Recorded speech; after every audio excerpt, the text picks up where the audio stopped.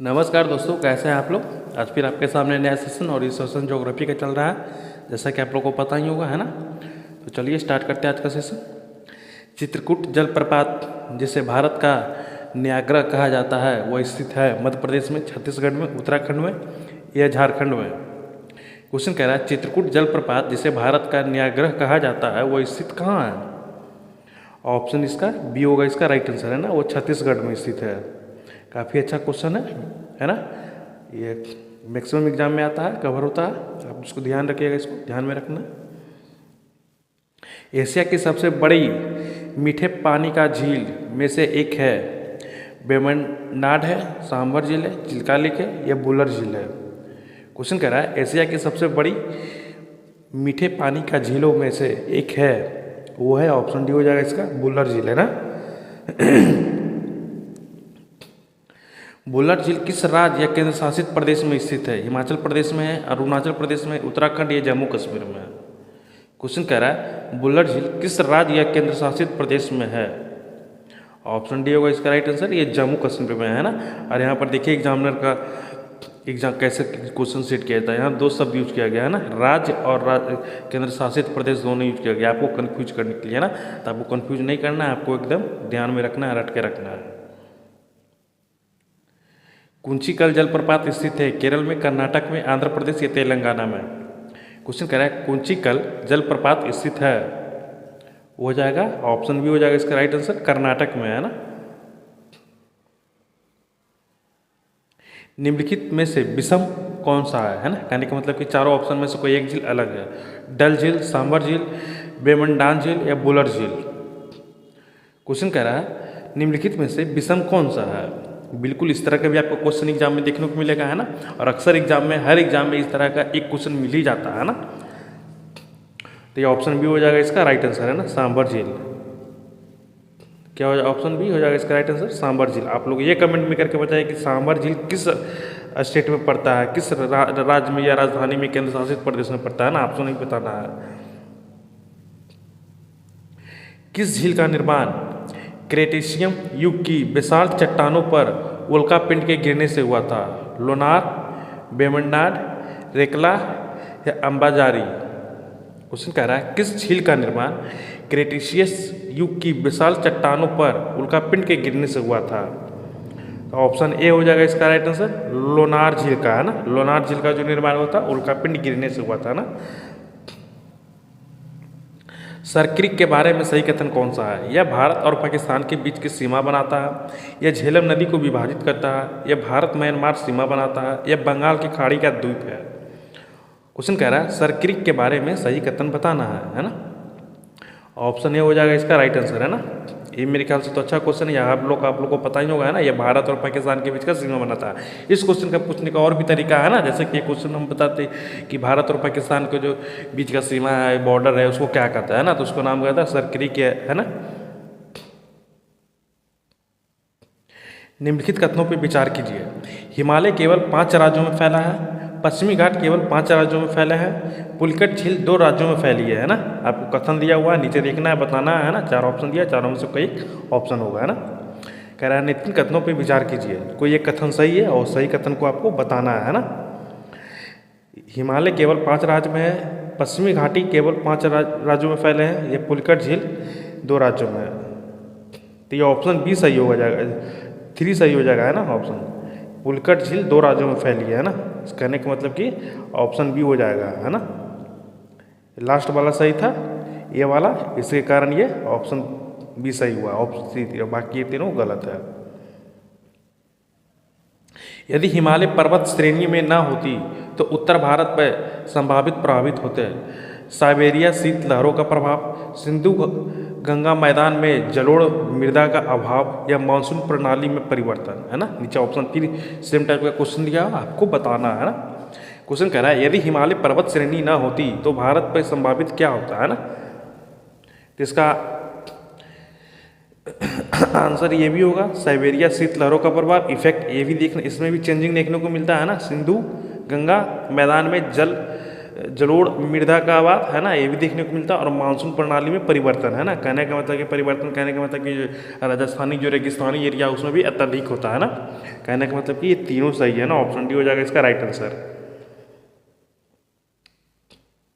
पश्चिम से पूरब की ओर सही क्रम दर्शाना है ना, महादेव पहाड़ियाँ, मैकाल श्रेणी, छोटा नागपुर पठार, ये खासी पहाड़ियाँ। क्वेश्चन कह रहा है पश्चिम से पूरब की ओर जो लगातार है पहाड़ियाँ उसको दर्शाना है ना।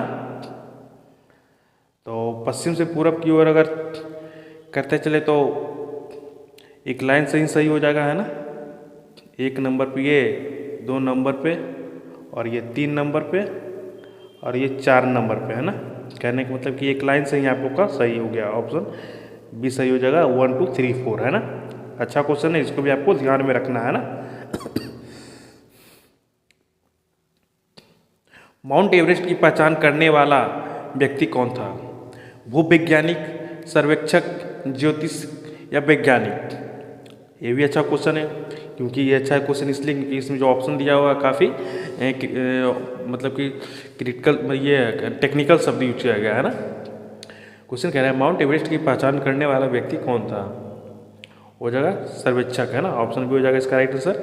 अब कई लोग को सर्वेक्षक नहीं समझ में आ रहा होगा तो भाई आप लोग इसको गूगल करके देखिए। अगर फिर भी आप लोग को नहीं समझ में आता तो हमको कमेंट बॉक्स में कमेंट कीजिएगा, हम आपको आंसर पिन कर देंगे है ना, इसका मतलब पिन कर देंगे।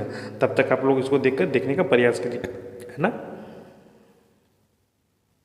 सह्याद्री श्रेणी का अन्य नाम है, शिवालिक है, वृद्ध हिमालय है, पूर्वी घाट या पश्चिमी घाट? क्वेश्चन कह रहा है सह्याद्री श्रेणी का अन्य नाम है, ऑप्शन डी हो जाएगा इसका राइट आंसर है ना, पश्चिमी घाट। छोटा नागपुर पठार किस राज्य का भाग है? आंध्र प्रदेश, गुजरात, झारखंड या महाराष्ट्र? क्वेश्चन कह रहा है छोटा नागपुर पठार किस राज्य का भाग है? ऑप्शन इसका सी हो जाएगा इसका राइट आंसर है ना, झारखंड का भाग है। पश्चिम से पूरब की ओर सही क्रम दर्शाना, सेम क्वेश्चन वही आ गया है ना। महादेव पहाड़ियाँ, मैकाल श्रेणी, छोटा नागपुर पठार, खास पहाड़ियाँ है ना, सेम क्वेश्चन हुई है। तो इसका तो मेरे ख्याल से समय ना लेते हुए आप लोग को आंसर टिक करके आगे बढ़े है ना, 1 2 3 4। और ये अच्छा सा क्वेश्चन है, इसको आपको ध्यान में रखना और रट के रखना है ना, मैक्सिमम एग्जाम में ये आता है क्वेश्चन है ना। इस तरह का शब्द यूज करके पश्चिम से पूरब की ओर, पूरब से पश्चिम की ओर आता है ना। भारत की दक्षिणतम पर्वतमाला कौन सी है? नीलगिरी है, अन्नामलाई है, नल्लामलाई है या इलायची पहाड़ियाँ है? क्वेश्चन कह रहा है भारत की दक्षिणतम पर्वतमाला कौन सी है? ऑप्शन डी होगा इसका राइट आंसर है ना, इलायची पहाड़ियाँ। कोसी मैदान की समुद्र तल से औसत ऊंचाई क्या है?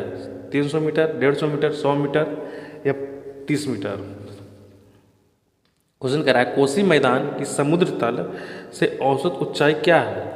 ऑप्शन सी हो जाएगा इसका राइट आंसर, 100 मीटर है ना। कोसी नदिया का जो समुद्र की तल के कंपेरिजन अगर किया जाए तो उससे 100 मीटर के ऊपर भी है ना। रोहतांग दर्रा किन 2 घाटियों को जोड़ता है? झेलम और रावी, काली और गोरी, कुल्लू और स्पीति या भागीरथी और अलकनंदा? क्वेश्चन कह रहा है रोहतांग दर्रा किन 2 घाटियों को जोड़ता है? ऑप्शन सी होगा इसका राइट आंसर है ना, कुल्लू और स्पीति है ना। अच्छा, ये भी अच्छा क्वेश्चन है, इसको भी आप लोग को ध्यान में रखना है, रट के रखना है। फूलों की घाटी स्थित है हिमाचल हिमालय में, गढ़वाला हिमालय में, कश्मीर हिमालय में या नेपाल हिमालय में? क्वेश्चन कह रहा है फूलों की घाटी स्थित कहाँ है? ऑप्शन बी हो जाएगा इसका राइट आंसर है ना, गढ़वाल हिमालय में। किस राज्य में है? आप लोग ये कमेंट करके बताइएगा है ना, किस राज्य में स्थित है। निम्नलिखित में से कौन सा जिला कार्बोनिफेरस भू संरचना वाली नहीं है? मुंगेर, रोहतास, जमुई, नवादा? क्वेश्चन कह रहा है निम्नलिखित में से कौन सा जिला कार्बोनिफेरस भू संरचना वाला नहीं है? ऑप्शन बी हो जाएगा इसका राइट आंसर है ना, रोहतास। ये कौन सा किस राज्य का डिस्ट्रिक्ट है? तो बिहार राज्य का डिस्ट्रिक्ट है ना, जिला है।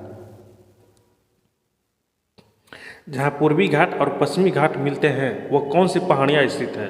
अन्नामलाई, कड़रमम, नीलगिरी या शेवरॉय? क्वेश्चन कह रहा है जहाँ पूर्वी घाट पश्चिमी घाट मिलते हैं वहाँ कौन सी पहाड़ियाँ स्थित है?